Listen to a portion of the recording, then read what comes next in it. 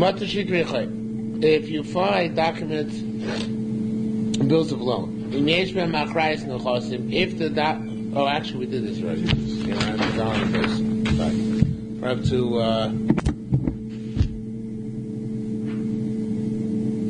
let's hope for the best. All right, let's start from the beginning of the Gemara again. But again, I have to read it according to the nusach of the which I made up basically. But it's based on the Escorial, which goes like this. Down on the base. Tani b'shem Reimer. Tani. We learned. Bein shtar sheish b'achrayis nechosim. Bein shtar she'en b'achrayis nechosim. Where the property has, where the document has in it written that it's guaranteed by the real estate, or it doesn't have, not guaranteed by the real estate, not written that it's guaranteed by the real estate. Goyim nechosim shibarim.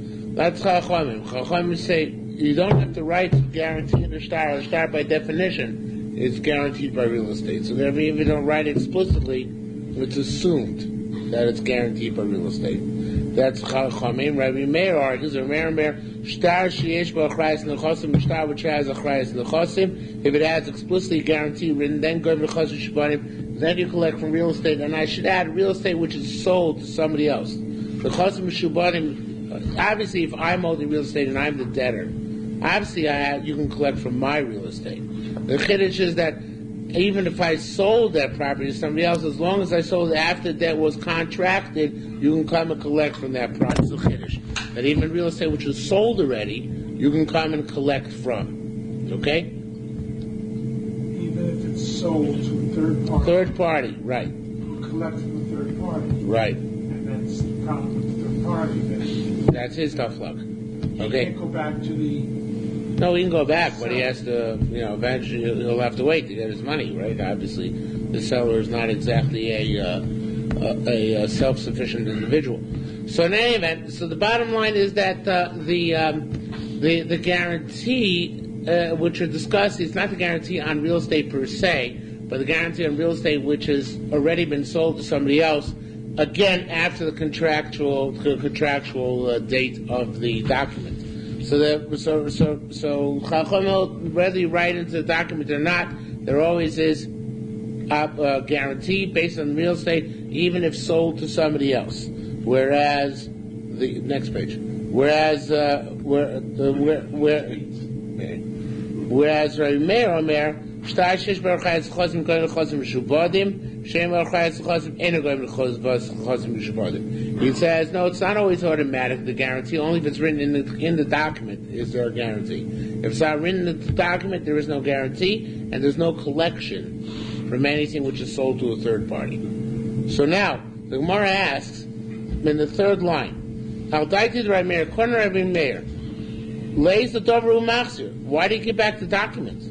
The Nara Mishnah says that you give back a document which doesn't have achrayis nechosim. What good does it do? If it doesn't have achrayis nechosim, it means there's no lien. There's no lien, then it's all the discretion of the borrower, all discretion of the borrower anyway. What good does it do the lender to have this document which has no teeth to it?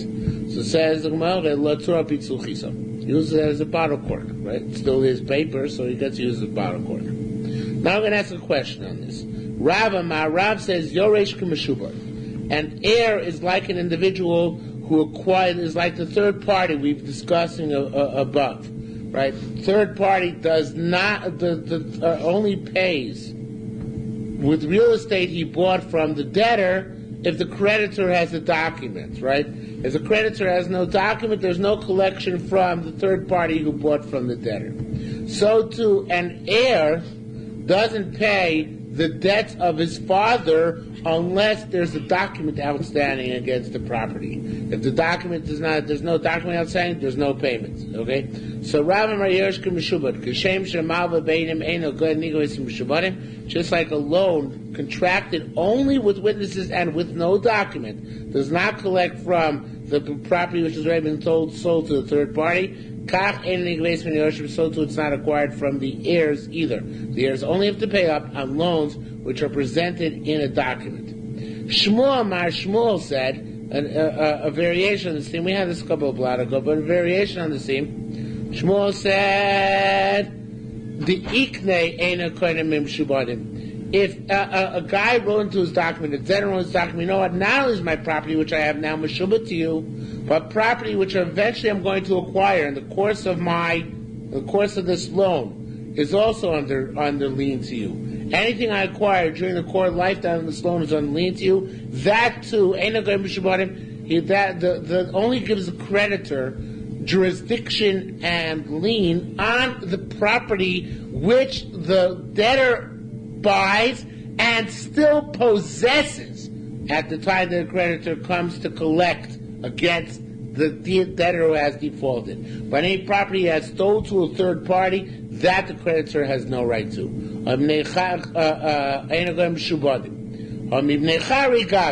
Yet he does collect from whatever is free and clear, anything which hasn't yet been sold to a third party. Now ask the Gemara, Hachat Mar Goive, V'Hachat Mar Eino Goive. Here you say he collects, and here you say he doesn't collect. Now, what's the question? The question is like this: by shtar the ikne, when you say anything which I'm going to buy, it's under lien to you, the creditor. It says it works at least to acquire a lien on that property which remains free and clear, and he doesn't sell to a third party. So how come in our Mishnah we said the only good that this document does is to serve as a bottle cap? At least this document should serve to testify that the Malva has an outstanding debt, and that debt can be collected from free and clear property, from property in the debtor's possession. Yes, it won't work for stuff which the debtor sold off. But just like the Shtar D'Ikne, we find stores which work for stuff which is not sold off but is still in possession of the debtor. At least let this document in the Mishnah, which was found, work against the real estate which is in the possession of the debtor. At least for that purpose it should work. What's the difference? In the case of Shmuel's case of the Ikne, you do collect from the Chosim B'nei Choyrin, from free and clear property. It says, according to our mayor, you don't collect anything with that document. Lo dami, it's not comparable. Why not? It's lo dami mishashibet miktsas mishlo shibet kol hikar. Fascinating thing. Very interesting, actually. Now I think about it. In our Mishnah, the shtar has no shibud at all. It has no lien. Places no property on the lien. Because no property is on the lien at all in this document. There's no lien because our mayor holds achrayus lafta usofer. Mayor holds if you leave out guaranteed, there is no guarantee. So if there's no guarantee, there's no guarantee at all. See, there's nothing. In the Gemara, in the case of Shmuel's case of the Ikne, there is a guarantee for property which the debtor possesses at the time that he contracts the loan. That property is under guarantee even if it's sold to a third party. The creditor can come and collect it from the third party. So it's kind of amigo. Since the creditor has a lien on that property, he also acquires a lien on all property which the debtor acquires in the lifetime of the debt if that property is not sold to a third party. So in essence, we're looking for a grip. Once the shtar has some grip on achrayus, on a guarantee, then it can go further and expand into other areas. Once it has some guarantee which is strong enough to even pertain to property sold to a third party, you can also use that document also for things like the Ikne property, which eventually I'm going to acquire for B'nei Choyrin, when it's free and clear and not sold to a third party. But if there's no guarantee sufficient to make a lien devolve on property which is going to be sold to a third party, then it doesn't even work for property kept by the debtor in his possession. Okay, that's what it says here. Lo dami mishashibet b'miktzas if it works a little bit, you can drive through that and make even bigger opening. If it didn't work at all, it doesn't work at all. And that's why in our Mishnah, A star which has no achrayas whatsoever, according to Meir, its only use is for bottle caps. Okay? Says why in our Mishnah, according to our Meir, a star, even a star which has achrayas nechasim, you don't give back? Why not? Why can't you give back a star which has achrayas nechasim? If you give back a star, see, truth is also a question on Chachamim. I wrote in my Gemara, it's the only question on Meir, but it's also explained to Chachamim.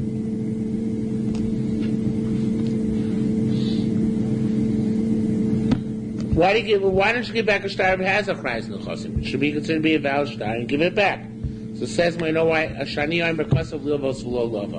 I'm afraid that the document was written for a loan which never took place. I'm afraid the Malva wrote it, or the Lova wrote it for the purpose of contracting loan. They want to have it ready when the Malva agreed to the loan, right? But it never took place. So therefore, I don't return it to the Malva, but I'm afraid it never took place. Amr Lezer says, as a natural result of that, if the borrower concedes, then you give it back, because the borrower concedes that the debt took place. So then you give it back to whom? To whom do you give it back if the borrower concedes the documents? What? To the creditor. The creditor. Okay, the Malva. Amr Lezer says, the third same Rebbe Lezer, if the star was sustained in the hands of the Malva, then you give it back to him. In other words, if it had a kiyum based in that certified document.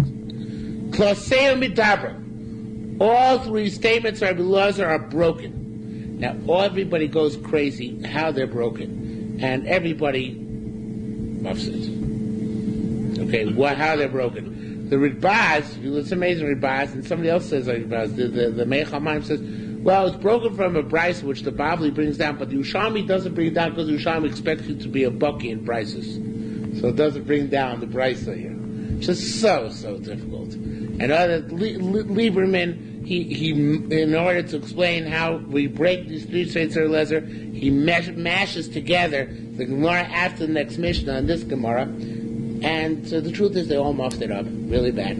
The next three say, my Chavrusa actually pointed this out, although I am marshalling a little bit of what he said. The next three statements are the three breakages to Rabbi Elazar's statements. It's just that these guys in the Chap, all that Achrayim in the Chap, because it's the order in which we break Rabbi Elazar's statements is statement 3 first, then statement 2, and then statement 1. And they expected to see the breakages go 1, 2, 3. That was their problem. Okay, I'm surprised, because you'd figure they'd realize Yerushalmi, certainly backwards order is pretty orderly for the Yerushalmi. They would expect Yerushalmi to go 2, 3, 1, right? So this is pretty orderly. So first of all, breaking the last statement. The last statement was in Buchsa Kashtar Harezi Yachzir. So we see Chachamim Omrim, it says in our Mishnah, Ben Kach Lo Yachzir. No matter what, you don't give it back. Even the base is signed in it. And the truth is, later on this evening, in a few moments, we'll see talk explicitly in the Gemara. Even the base is signed, you don't give it back. That breaks statement number 3. Statement number 2 was, if the loiv is moide, you give it back. Rabbi Avo, B'Shem Rabbi Yohan said, Boloni, B'Pnei Knunia. We're afraid of what? A con game. We're afraid that maybe, the loiv is conceding in order for the Malva to get back the document, and the Malva is going to use it to take from third parties who've acquired his property, and they're going to divvy the profits. And the first day Rabbi Elazar is rejected. Rabbi Elazar said that we're always afraid that maybe the document was written for a loan and the loan didn't take place. Well, that contradicts Rabbi Yassa's statement, more of which we'll see later on. Rabbi Yasser said, if the document was dated today, and you found it in the afternoon of today, you give it back to the original owner. To the Malva, right? Now, if you're afraid that maybe it was written for a loan which never took place, it shouldn't make a difference what day you found it on, right? Here we see it makes a difference. If it's found on that day, you give it back to the original Malva. Why is that? Why do we give back to the Malva on that day? Because later on, they want to discuss and say, we don't assume that a guy paid back his loan on the same day that it was contracted. People don't do that. So therefore, if you found on the same day that it was taken out, then you give it back to the creditor, not to the debtor. So all three statements are Rebbe. And now, if we're afraid that a loan never took place, and we shouldn't give it back up even on the same day. If the issue is whether the loan was repaid or not, they didn't give it back on the first day because we assume he didn't repay. But if the issue is whether the loan was ever taken out, so they shouldn't be able to give it back even on the same day. So all three statements in reverse order of Rabbi Lezer were rejected. Okay? That's the great thing about learning Yerushalmi. Dozens of Achronim could have come along, and none of them got it right until you come along and you can figure it out. Okay. So Gishmak, see if you guys are very Yerushalmi, you could do this too. Okay, Allah Chazayin. Matzah Gitei Nashim. V'shechurei Avodim. You find a get written for a woman, or a release written for a slave, Daitike, wills, Matana, gifts, Shavori, receipts, Harezel Yach Lo Yachsi, you don't give it back. Shani Yoimer, I'm afraid, Ksumim Hayu, they were written, but the person who wrote them decided not to give them. Time. So, Rabbi Baisa like this. Matzah Gitinu Ksuvas. Now Lieberman puts in, and the Yerushalmi also puts in, except Lieberman had the, no, actually it's not the Yoskoriel anyway, but Lieberman and the Yerushalmi both put in here, Matzah Gitinu Ksuvas, Bisman Shabal Moida. The Bible says if the husband concedes that he gave the get, or vice versa, they didn't give the ksuva, then I raise the yachs, you give it back to the wife. So the Gemara had to ask the Gemara, ksuva is lo yichazaka? Isn't a ksuva, why need the husband to be moida? A woman always has a chazaka that the ksuva is hers. Right? So therefore, mistama, the ksuva should bring it back to him, even the husband doesn't see the point. Right? So therefore, the Gemara asks a question that it shouldn't have to do with whether the husband concedes or not. All right, the Gemara doesn't answer. Shtar shalava bo pro. Now, here's a fascinating Gemara. This next Gemara is very, very fascinating. Shtar shalava bo pro, and relates directly back to the Gemara at the end of the previous halacha. Shtar shalava bo pro, a shtar which you borrowed with and then you paid up. Okay, you borrowed at 9 o'clock in the morning. I have to tell you, in Yerushalmi, the Gemara says somewhere, I don't remember where, some Bava Metzia in the Bavli. So Yerushalmi, you Kaisman Shtos, I remember. Shtar, you Kaisman Shos. Yerushalmi used to write the hour of day into the documents. But we don't do that. Nowhere else do they do it. They don't write what hour of day was written. So the whole day is like one unit, right? So let's say he borrowed money at 9 o'clock in the morning. 10 o'clock in the morning, he gives the money back. 11 o'clock in the morning, he takes out the loan again. Does he have to write a new document for the 11 o'clock loan? Right? So that's a good question, right? So it says or no, he has to write, yes, he has to write a new document. Shtar shalova bo, document which used for a loan, uplo, and the loan was paid back. Lo yachsir v'yikveh bo, you can't use it over again as a tool of collection. Ne'meira kochen shakulos, because it damages the power of the buyers. And of course the Gemara is going to ask what that means later on. Rabbi Yasser b'Shem Yochanan said, I feel bobayom, even on the self-same day. Even on the self-same day. And Gemara is going to ask later on why. I understand you can't use the next day because that will give false impression that the lien started the day before, whereas the lien only starts the next day, but why not on the same day? Okay. Rabbi Zeir, but come Rabbi Yasser, Rabbi Zeir's friend Rabbi Yasser, Hachat mar filu bobayom. I understand. Here, you're saying even on the same day, you can't use it again. V'achat Maria, in the previous Gemara, at the bottom of, at the top of Hamid Aleph, right before the Mishnah, you said, V'achat Maria im zmano liyotze lebo bayom yachzir. It says on the same day you found a lost document, you may give it back to the loser. So, which is the malda, you assume you give it back to the lender. So it seems to be a contradiction. Means, how can you assume that that there is such a thing as a shtar, which is ran on the same day and already paid?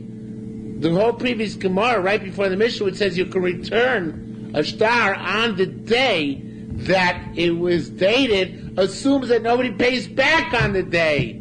that it was dated, right? So it's a contradiction in logic. If before you said an A document fine on the date that it was lost, you could return because he couldn't have paid back on the same day he took out the loan, then your whole statement over here about documents being used over again on the same day makes no sense. There is no such thing. There are no documents which are used over again on the same day. They don't exist. So it says a more beautiful answer. But the thing is, we have to change Yerushalmi a little bit. But it's not us. The Scorial does it. Amarle, so he said like this. This is very geschmack. He says, here, just put in the word ein. Ein adam matzui lilvos v'lifro al bo bayom. A person does not customarily borrow and pay back on the same day. However, take out the word ein here. Adam asui lifroa. If a person did pay back a loan on the same day, he's liable levos lebo bayom to borrow money on the same day again. And the way Lieberman explains it's very cute. He says that and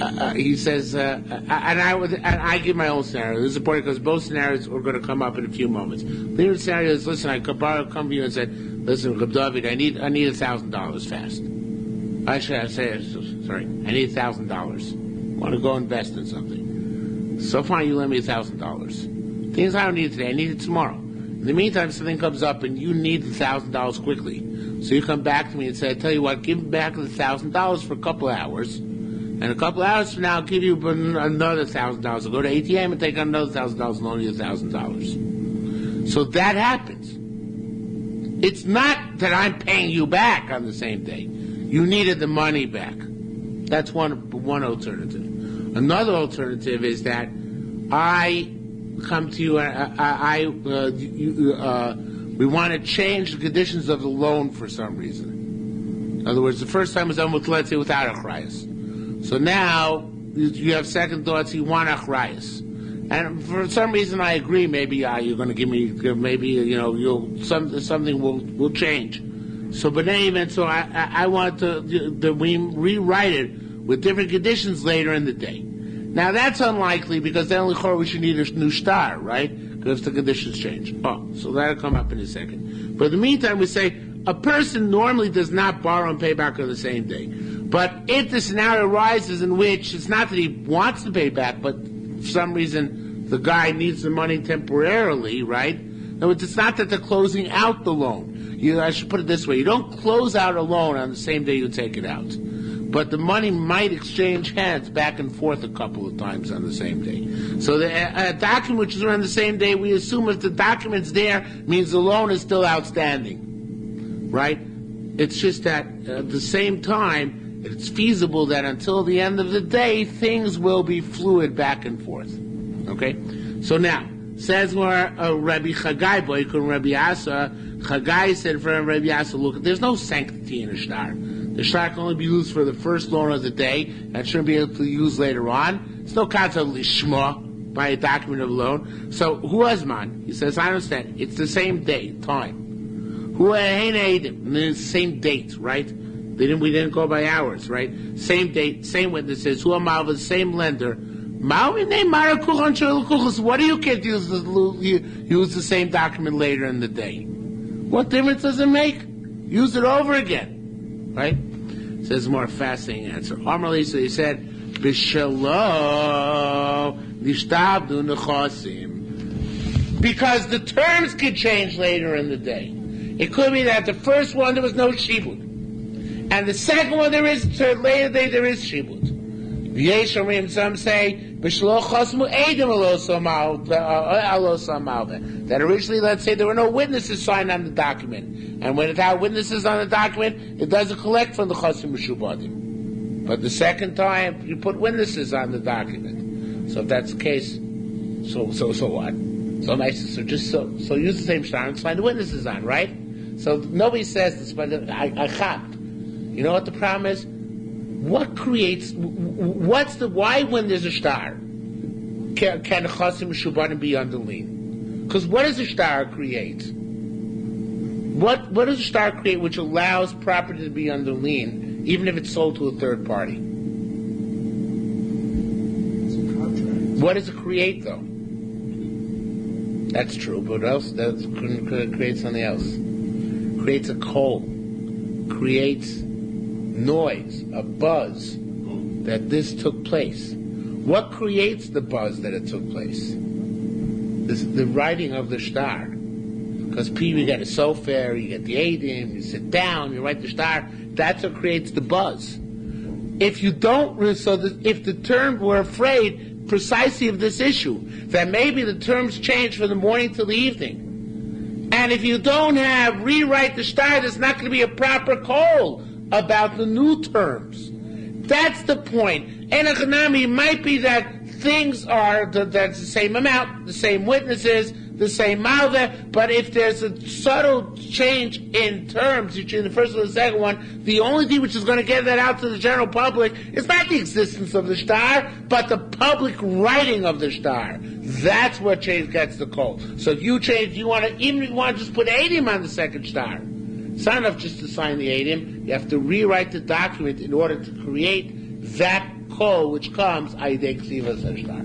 Okay, so that's why you have to write it again. So it's not some sanctity, that you have to get, like I said a few minutes ago. It's not that you need to write it in Shema or anything like that, but simply in order to create the call, you have to write it a second time. So, along a similar line, I was thinking in modern day finances, if you establish a line of credit, Yeah. and if you pay back the loan, and then you take out another loan, you've already established that line of credit. It's a call in the community that you are responsible, that you will pay back your loan. So you can take out another loan, even though it's the same amount. Yeah, but there you don't have to write a second document necessarily. No, I'm saying that you should write a second document, because the first document really established that you are a good, trustworthy. Yeah. So Okay, but it's somewhat similar, but not precisely the same thing. Okay, halacha ches. Matzah igros shum. If you find these are like, I don't know what they're called in English, but it's a document in which Basin confirmed that the property of the borrower has been assessed, and it should go to the lender for the money outstanding against in the loan. Or ikros mazel, the documents attesting the fact that this person owes mizonos, owes money for sustenance for his wife or for his kids. B'shikr chalitza miyunin, or documents which attest to a chalitza having taken place, or a miyun, the repudiation of marriage by a minor, a girl. B'shikr bruin, or documents which attest to having selected judges. The chol ma'aseh Basin, all these are documents which Basin writes, not the litigants, not the husband, not witnesses, but Basin, and therefore you give it back. Why can you give it back? Because Mistama Basin is tracking this thing. And a Basin felt that there was some issue, they wouldn't allow a document which was questionable to fall into the hands of somebody who would then, lose it and that would cause all sorts of problems. Precisely because Basin wrote this document, so therefore they track it better, and therefore you can give it back to the person who lost the document. Or if you found in a bundle or a container, or tachlis stores, or a wad of documents, a gudish stores, or it's also the kind of bundle. Harez yachsu, you give it back because it's clear that there are other documents which attest to the fact of who lost this household. Kama yaguda, what's an gudish stores? Shlosh kshurim zeh b'zeh, three attached to each other. And Rashi Gamliel explains a little bit further. I don't think it's necessarily arguing Tanakama. I didn't check in the Bible. I don't think it's necessarily arguing. Could be it's just explaining. If you have documents that have three documents, and each one it's the same borrower, but from different creditors. So who lost the document in that case? Who lost the bundle? The borrower, right? You give it back to the borrower. If the three people who borrowed money from the same individuals who lost it, so it's a way of telling who lost it by checking the commonality, the thread which goes throughout the documents in the bundle.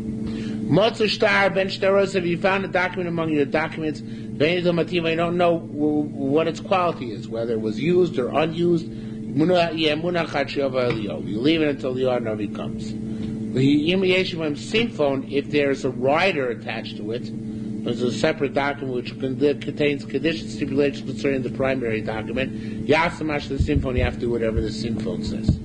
Rabbi Yirmiyah B'Shem Rav said, Imoyo Ishra Dayonim, if there is an ishur, meaning a kiyum, it's called in Hebrew, a certification. What do you want to say? Certification of the document by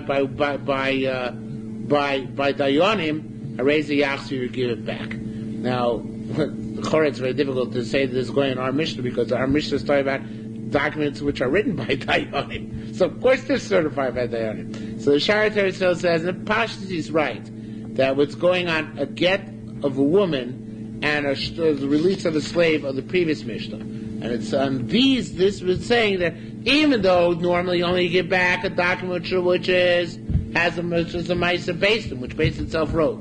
But if Basin confirmed a get or a ksuva, then you give that back as well, based on the certification of Dayanim. What you don't give back is a Choshen Mishpat document, which has the Dayanim signed certifying it. Because then, yes, they might have certified it, but it might no longer be valid, because maybe it was paid up, right? By a get, once again it's valid forever. By ksuva, once a ksuva is valid, it's valid forever. But not by a regular Choshen Mishpat document. In that case, we say, don't give it back even as Kiyum Shtar. Okay, that's not like Rabbi Lezer. Rabbi Lezer one who said you give it back if it's Kiyum Shtar. But we repudiated him. We said, no matter why you don't give it back. Because again, even the Kiyum certifies only that it was valid at its time, but not what happened afterwards. You only give back to the documents written by Basin, or once where there's a Kiyum Basin, where once they occur, get and shiur evet, they're forever. I said before get and ksuba, that was a mistake. I meant get and shiur evet. That's where they last forever. Okay? Get we're giving back to the Baal. No, to the wife. Yeah, but maybe the Baal didn't give it, maybe he changed his mind. The Basin signed on it, that's what we're saying. Basin signing, right, exactly. Right, that's signed, sealed, delivered. Okay? Says the Gemara, a little bit of a grammar lesson, not that any of us really want this. Rabbi Chama, I shouldn't say that's terrible. Rabbi Chama avoid Rabbi Yeshua. Are you following the Gemara in the morning, by the way? Yeah. Okay. So we had very few people in Daf Yomi today. Yeah. So your whole side of the table was not there, except for Harry. Yes. You're missing a lot because I bring in the Yerushalmi every morning now. Rabbi Chama avoid Rabbi Yeshua is a lot more in the Yerushalmi on the Netzel and Tarvin record than there is in the Bavli. Okay, Rabbi Chama, more interesting stuff. Rabbi Chama avoid Rabbi Yeshua mar ashlei dayonim shebegolios. Now, Lamets and Rashis are interchangeable in the Yerushalmi. So, what's called ashlei or ashrei dayonim, Ishur is my Hebrew for certification, even Bisman Hazeh. So, what's called ashrei dayonim shebegolios is called gizelei or gizrei.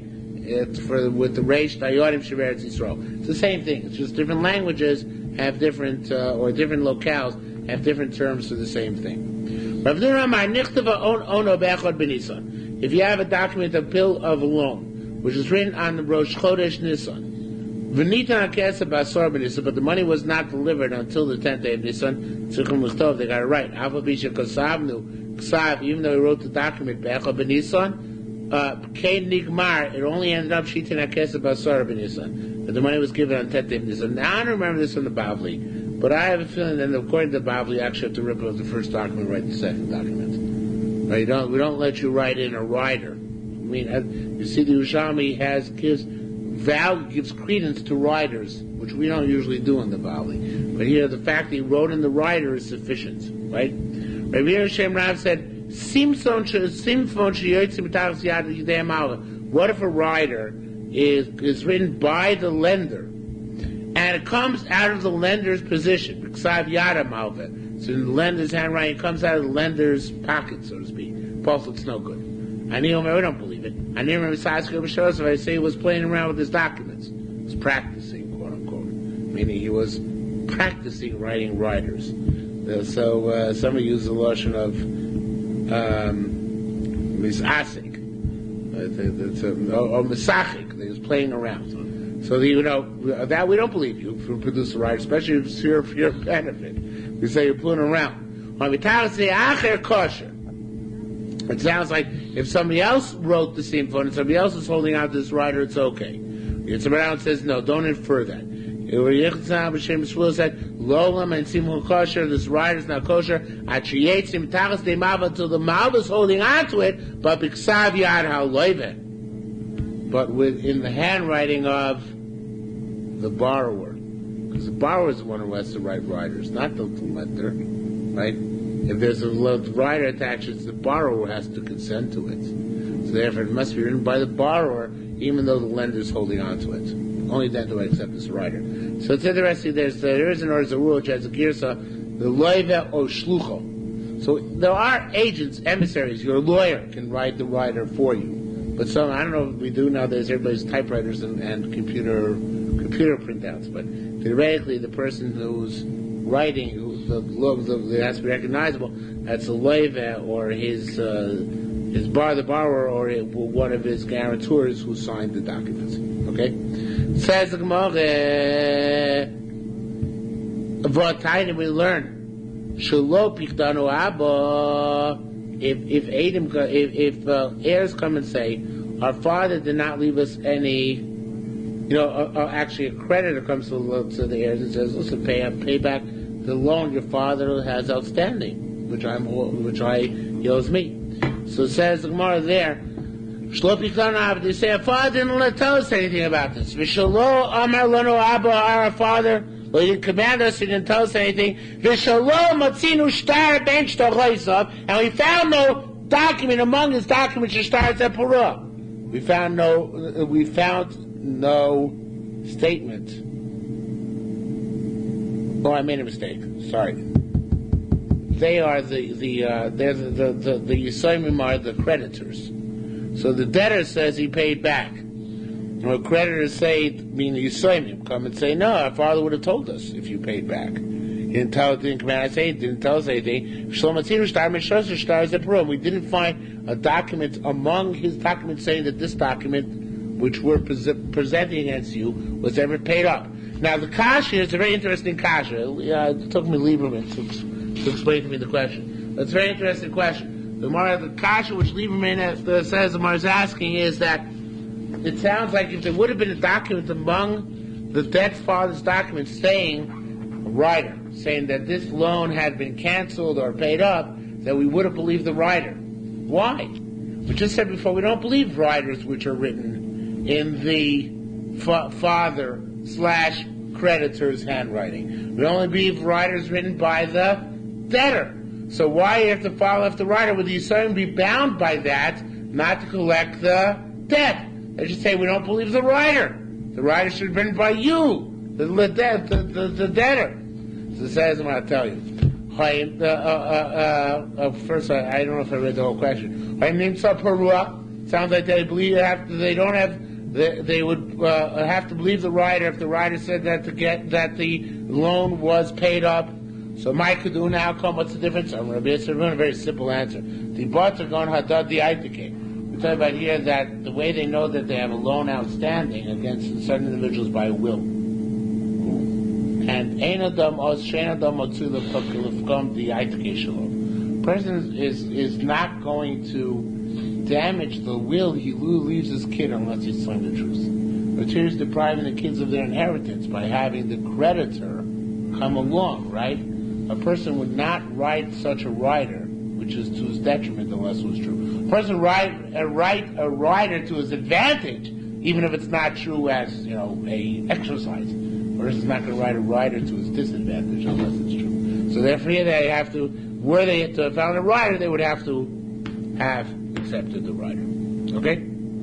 Okay, on to the most famous parak in Shas, I think. I think it's the most famous parak in Shas. Says the Mishnah further. Eila Metzia Shalo. Parak Rishon was much different than the bottom. It was much different. Oh, yeah. Oh, much, much more difficult. No, yeah, sure. Tokfal Kohen, one of the greatest sugyas in Shas, is the first parak of Bava Metzia. And there are many more of them, and I have a mental block against the first parak of Bava Metzia. It's very difficult, yes. All such parameters of Avos which are not here. Okay. Elam Tishlo, but they knew where we had to do 230 pages in 180 days, so they had Rahmanas on us. Elam Tishlo, Elam Shechai, it is kind of daunting when you think about it. I try not to think about it. Elam Tishlo, Elam Shechai Lachris. These are Metzias which belong to you, and these are the ones that you must announce. Right? You must proclaim that you found them. With the Elam Tzishlo, these are the ones which belong to you. Matzapels before you found scattered fruit. Matzav mimosa for scattered coins. Krichos b'Rishus Rabbin, bundles in Rishus Rabbin. This is bundles of what? Of grain. Bundles of grain, of stalks. Not stalks. Sheaves. Rishus Rabbin. Vigulei Dvela and pressed dates, Vikikor Shanachtom and baker's bread. All these things have no simonim. Machroga showed the gedogim. You find a stringed up fish. Chadir Shabbos, a stringed up piece of meat. Vigiz a tamra bosidasan and wool, which is coming from this country, which is not significant. Vanite pishton and strands of flax. Ulushoina shar goman and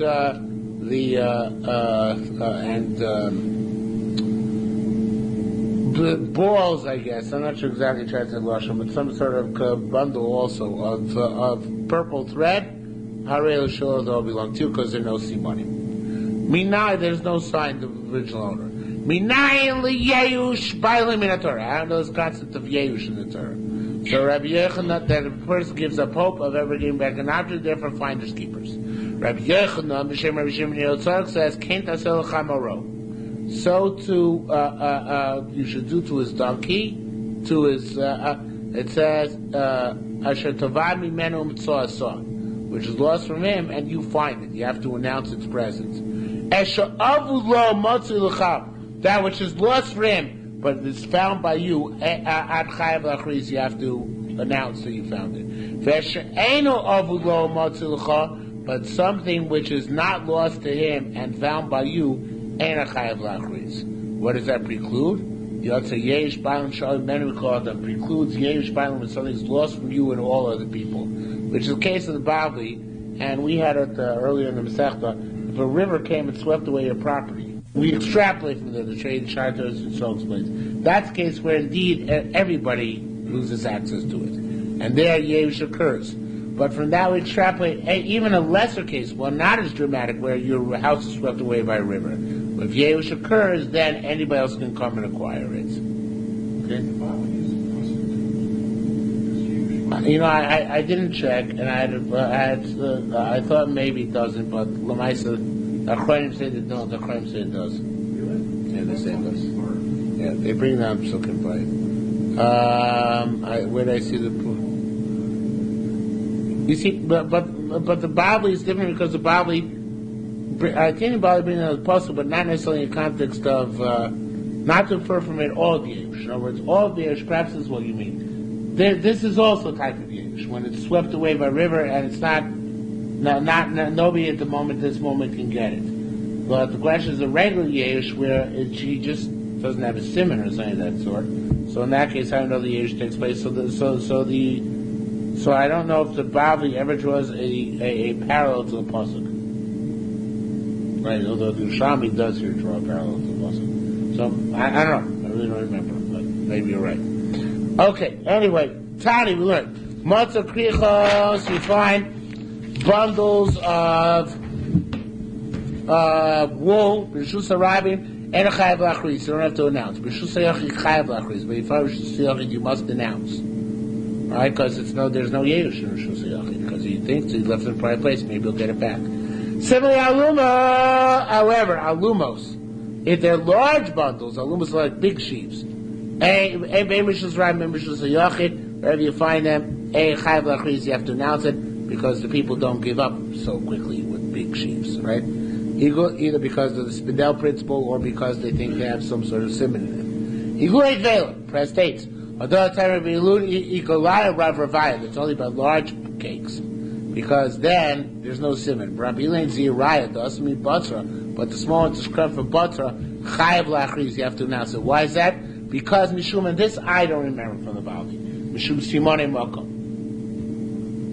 Now, there is a concept of a siman mokum in the Bavli, but I don't. But that's specifically where it's left in a way which you can tell that it was left there. But here it's saying, even if it came from somewhere, let's say sardines imported from Norway, right? So then that could itself be the siman. So you have to announce it. You see, it's not where it is just right now, but where it came from, which is also, but perhaps a siman. The way you put it, right? The way you put it, but also you put it like next to a fence. It was found next to a fence in a way which is clear that the guy intended to come back to it, right? So there too, that's considered to be a siman where it was found. But where it came from, that as far as calls never siman in the Bavli. This is a case which happens to you sometimes when you go buy an Empire chicken. You buy 5 pieces of meat, and one of them is still a liver. Or a kidney. That won't happen. It's illegal. You have to announce that chicken because that's the siman. That there was an extra piece left in, which normally the butcher takes out. That in of itself is an out siman. If there's, you get a string of fish, you find a string of fish, within them is one, not to be confused with the vegetable, a certain one green fish. All the rest are blue fish. There's a green fish. Or another type of wacko fish. You have to announce, because that, it's of a siman, the strange fish among the caught fish. Anything which is different, you have to announce. So, if you found a pressed date cake with a sochel cheres, and within it is a piece of pottery or a kikar, a loaf of sochel manas, and you find money inside it, I wonder how many people are actually going to return that. You have to make a achroza. Anything which is new, and now you recognize the owner, ein chayav lachzir. You don't have to announce it. Tani, we learned. But when is the piece of pottery is in the pressed cakes, in the pressed dates? When it's sunk in. So that means it didn't get there by accident, because it had to be shoved in really hard, right? It says more, wait a minute. Here you say, I'm going to learn this like Lieberman. He says, here you say, the car at Amar over there in the last Gemara you said Benasimbo. If there just is a piece of liver or a kidney inside the piece of meat, then you ran to be machris. It sounds like it wasn't necessarily placed there deliberately, right? But nevertheless, since it's nosumbo, the derech hinuach, as if it was placed there, so therefore you have to be machris. So there's more. I have a kasha. Hey, the term shuka. So we have a kasha. That's the kasha. So what's the difference? It says when does that have to be sunk really deep and embedded in Rishus HaRabim? Because otherwise, I say, if it's just placed there, then it just happened to fall there somehow, but not that it's a siman of any sort. Is that what you should say? It's enough that it just be placed upon it, right? Even on the outside, but it looks like that's Rishus HaYachid, that's in Rishus HaYachid. And says the Gemara, Rishus HaRabim, take away that, I feel we'll plug in a minute, we'll learn like great bars. Rishus HaRabim, B'nasun bo, if it's placed atop the pressed dates, and here put in the afilu derech chinuach, even looks like it was pressed there, I say doesn't matter, it's not siman. Ani omer derech nefil nafalav, I say it just fell there. Only if it's embedded deep, then I say Rishus HaRabim it's a siman. So Rishus HaYachid, the piece of pottery on the pressed day cake, is a siman, even just sitting on the top of it. As long as it looks like it's derech chinuach and not derech nefila. As long as it looks like it's placed there and didn't just fall there. Rishus HaRabim, things don't fall and remain there. So therefore, if there's anything there, things don't remain there even if they're placed there. So therefore, if I find something on top, it's no raya either way. Only if I find embedded, it's a raya that belongs to whoever claims it. Okay? Rabbi Shimon Elazar says,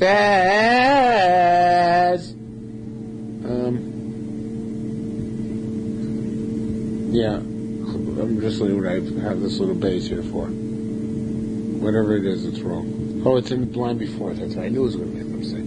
Put the base in the line before. Sorry. Shimon Elazar claim for in a chayav lachris. If you have new claim, you don't have to make an announcement. Why? Because he doesn't recognize it yet. So he doesn't have simon. Says the Rabbi Yochanan, let's have a tiny law, and some say it's a brisa. What examples is called body machatin, the lines which hold needles, vitsulinorios and forks, umachrozo shokardomas, and axe handles. Now, whatever these things are, they were mass produced. Nowadays, many things are mass produced, but then very few things are mass produced. These are mass produced items which you don't have to do machros on, because they're too similar to each other. I'm already Rabbi Yitzchak Bar Tavli. The Amoira of Rabbi Yitzchak Bar Tavli, his broadcast of his droshes, Ashkoch Ozil Korach Mi Victoria. He found, it's not clear exactly how to translate it, but the way that Bnei Moshe explained it, he found like a turban. Turbans they're made out of windings, which you wind like toilet paper around your head, right? You unroll the roll. So he found them rolled up. So he wanted to know if he had to be machris or not, right? All the Rabbi Yitzchak said, he told him like Rav Shimon Elazar in our Mishnah that it's clay and poria. So it's clay and poria, and therefore don't do machris it. So it says it's a new vessel. Rabbi Yochanan. Sorry.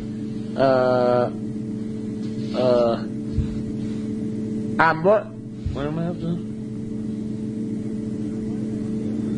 Yeah.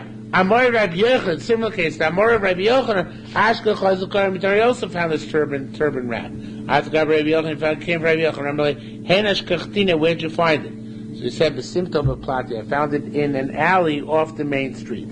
So he says, you also can't keep it. The boy Meftrini Kadar Shimon Elazar, he wants to say like a different Rabbi Shimon Elazar. Between the Ephraim and the bottom, many unfortunately make this point. The two Rabbi Shimon Elazars, I forget, maybe the gears are slightly different. But he says that both the other Shimon Elazar says that if you lose it in Rishus Harabim, that even if it has a simon, you don't give it back. Why is that? Because the simonim asum lidores. The sim which likely would get stepped on if it stayed there too long. And therefore the owner gives up hope, because even though he knows he has simonim, he doesn't have any expectation that the simonim will come to fruition. So the big nafkina between these two cases here. The first case is the Shimon Elazar who holds that clay pori ain't chayav lachris. But it sounds like if you found it in the right place, you would be chayav to machris. The place itself would be an issue. And the other opinion holds no. If you find it in a certain place, then there's no machris, because the place is such that it leaves the owner to be resourced of ever getting it back. But in a chanami, if you find something which is a clay poria, perhaps taka you'd be chayav to give it back. Says the Gemara. Says Mishnah further. Veil, did I read to the Mishnah? Okay. Veil chayav lachris, these have to renounce. Motza peros bekeli, if you find peros in a vessel. Okli kamoshu, or you find a vessel in and of itself. Because all vessels were different. Most of the cases you find money in a wallet. Okli kamoshu, you find the wallet by itself. Tzibure peros, piles of fruit, v'tziburamos, and piles of money.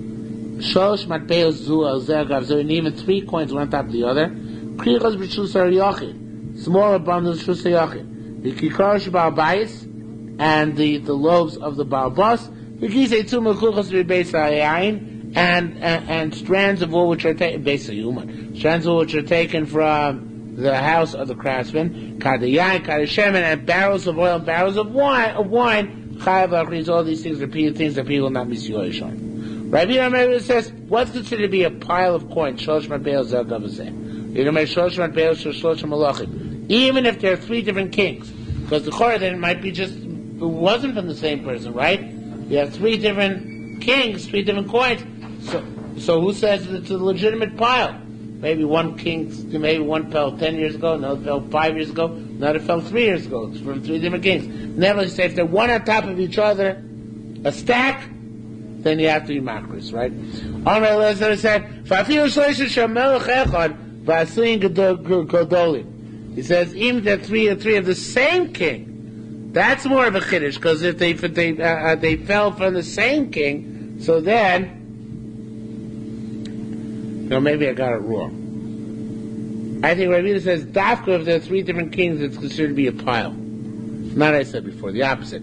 Dafka, if there are three different kings, it's considered to be a stack. Because then, how did they get there, one on top of the other, if it wasn't intentional? But and then Rabbi Lezer says, no, even there are three of the same king, as long as they're one on top of the other, it can't have happened on its own. Yes, it's shaykh that you find three coins of the same king in the vicinity and means nothing. But if they're stacked one on top of each other, that's significant. Okay? So he says, the first opinion holds that have to be three different kings. Because otherwise they say just by happenstance made a stack or a pile. The second one number says no, piles or stacks don't happen by happenstance. And even if it's three of the same king, we assume that it was placed there by Chavana that way.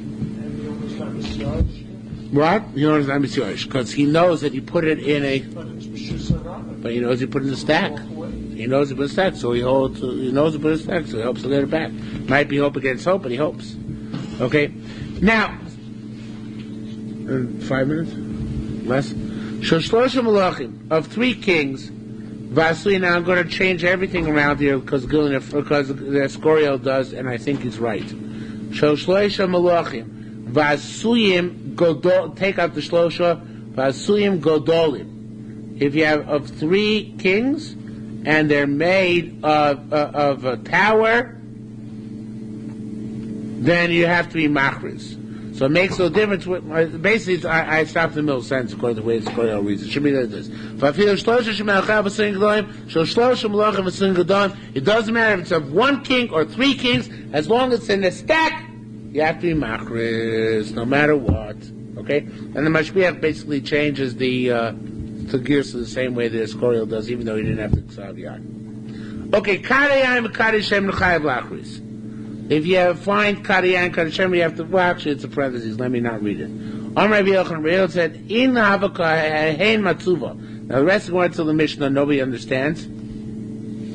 That was, we won't understand it, of course, right? But nobody understands it, it's stood until today. So, they all change the gears and they have difficulties back and forth. There is what misled them, of course, is that there's a Bavli in Daf Chafei which says Asuyin Kachatzuva.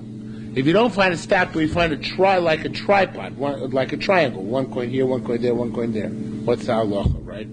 So the whole time Mitzuba is the same thing, and therefore they're difficulty because the Gemara doesn't stem. It doesn't work out once from that assumption. And there it's Rabbi Yirmiyah, and here it's Rabbi Yochanan. It's not the same person. So I think Matzuba is like this. Now, what I didn't look up, I should look up a dictionary. In modern Hebrew, Mutzav is a military term, means an outpost, like a position out in the field. So I wanted to say that this is the same word here, Mutzav. I don't think they have a dictionary here, just a concordance here, but. I'm not sure if it actually is a Tanakh word.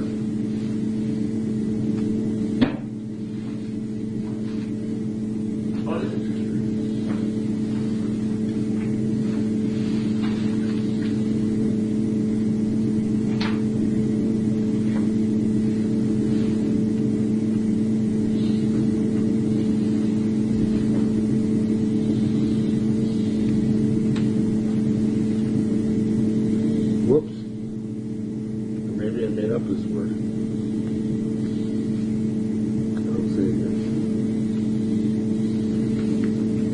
I thought that's what it meant. Wait a second. This is causing just a different one. It's in the front. They have it here without the book. So they have to spell like Matzav.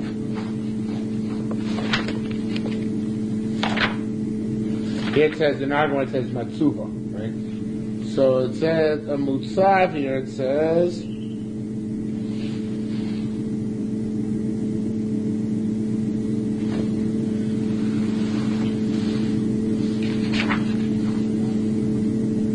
Makom Mugdar Bashetach, a place which is which is defined in the area, Shutzabo Koch Tzvayin, which you put an army force, right? Come to protect the place, or to attack from it. And then there are a whole bunch of different types of mutzavim mentioned here. So I'm not sure. I really don't know if there's any, if it comes from ancient Hebrew at all. And he doesn't give me any clue here. We have Sulam Mutzav Arza, right, which is gracious, but that doesn't necessarily, it's not a position, but one which is standing on the ground. But if you accept my modern Hebrew parallel, so then it works out very well. What's a matzuva?